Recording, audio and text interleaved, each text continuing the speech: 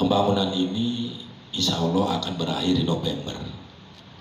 Tapi kalau bisa Oktober udah clear, karena November kita akan melaksanakan event WSBK. Jadi harapan kami nanti, tentu juga Pak Gubernur akan menyetujui bahwa nanti di gedung ini Pak Gub akan ada helipad. Berbicara dari pertama awal event, memang kita RSUD Provinsi Gemilang ini tidak diarukan oleh tim medis daripada Dorna. Tetapi sejujurnya bahwa di dalam proses evakuasi yang saya betul-betul mengikuti dari awal sampai kita membangun di belakang itu ada helipad. Jadi pertama itu masuknya lo IGD. Rumah sakit ini kurang lebih sekitar 7 hektar. Tapi kalau kita lihat IGD-nya itu tidak representatif. Rasio dari lokasi luas bangunan dengan lokasi seluruh daripada RSUD provinsi ini tidak representatif. Kita tahu bahwa IGD itu adalah merupakan window hospital, jendela dari sebuah rumah sakit. RSUD provinsi saat ini tinggal menunggu keputusan untuk menjadi rumah sakit kelas A. Artinya suka tidak suka kita harus mengupgrade diri. Ya, terbukti dengan membangun gedung IGD. Kemarin kejadian beberapa proses evakuasi dapat saya laporkan. Begitu pasien masuk di IGD, kita harus dari screening di situ, baru kemudian kita keluar dari lorong IGD yang saya pikir ini kurang representatif. Ya. Kemudian kita mencari gedung penunjang. Di penunjang itu ada MRI, CT scan, ya, USG dan sebagainya ada di situ. Itu butuh waktu lagi untuk running daripada IGD kemudian ke gedung itu. Dari gedung itu nanti kita akan mencari lagi kalau memang kemudian ada indikasi untuk dilakukan operasi, maka akan dilakukan operasi di gedung OA. Itu juga berbeda tempatnya. Kemudian dari OK sendiri kalau memang nanti setelah recovery membutuhkan ruang ICU intensive care unit atau ICCU itu juga berbeda gedung, ya. Sehingga dari segi peralatan kita paling canggih, ya. Kita juga saat ini RSUD provinsi menjadi sorotan Indonesia bahkan dunia. Pertaruhan dari Provinsi Nusa Tenggara Barat kemarin sudah terbukti bahwa di dalam ajang MotoGP kita diberikan appreciate oleh tim Dorna maupun dunia. Tadi sudah saya sampaikan very excellent. Artinya kita tidak cukup sampai di situ. Ke depan barangkali dengan adanya support dari Pak Gubernur tadi saya sudah sampaikan, persetujuan dari proses ini semua walaupun cukup lama, tapi alhamdulillah kita bisa buktikan. Karena begini, membangun sebuah rumah sakit berbeda dengan membangun gedung biasa.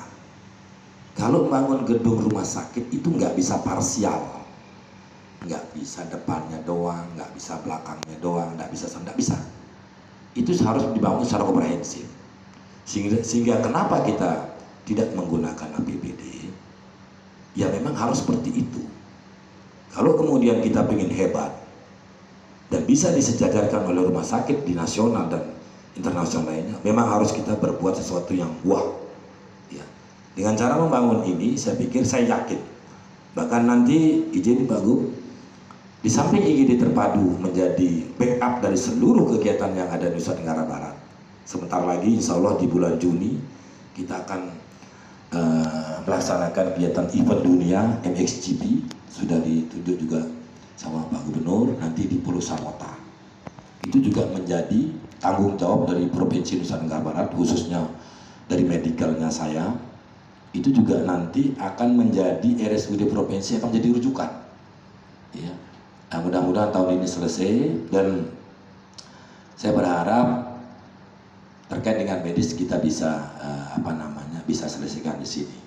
Tadi saya sampaikan bahwa bukan hanya gedung IGD maupun perawatan, tapi nanti ada di belakang ruang atau gedung onkologi terpadu.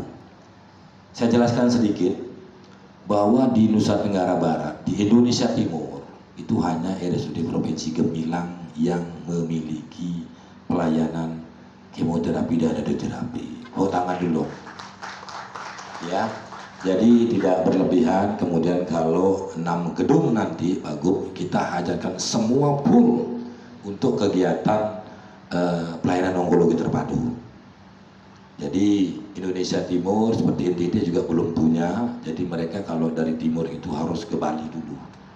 Bali banyak antrian. Nah ini juga merupakan peluang. Nanti seluruh rumah sakit tidak semua berlomba di satu pelayanan.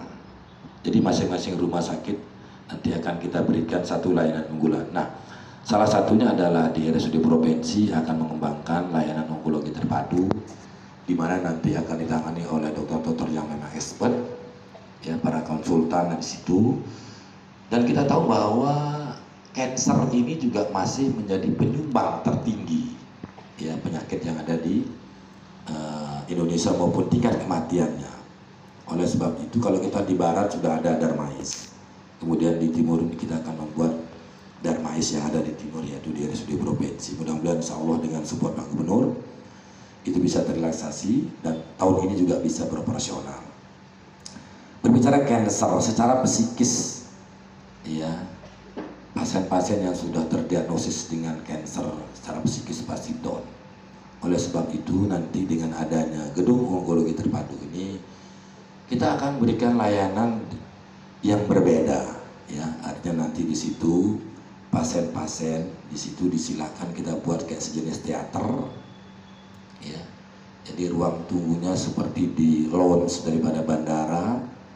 Kemudian mereka boleh dengan sesuka hati membuat teh, buat kopi apa saja, kecuali merokok nggak boleh, ya sehingga nanti mereka di situ benar-benar mendapat pelayanan. Dan kita akan fokuskan semua ya terkait dengan layanan radioterapi, kemoterapi itu kita akan fokuskan di gedung belakang. Jadi tahun ini RSUD Provinsi akan mendapatkan 3 gedung, 1 gedung IGD terpadu yang ada nanti di depan ruang manajemen, kemudian ruang gedung perawatan yang di belakang ruang geraha itu nanti connecting.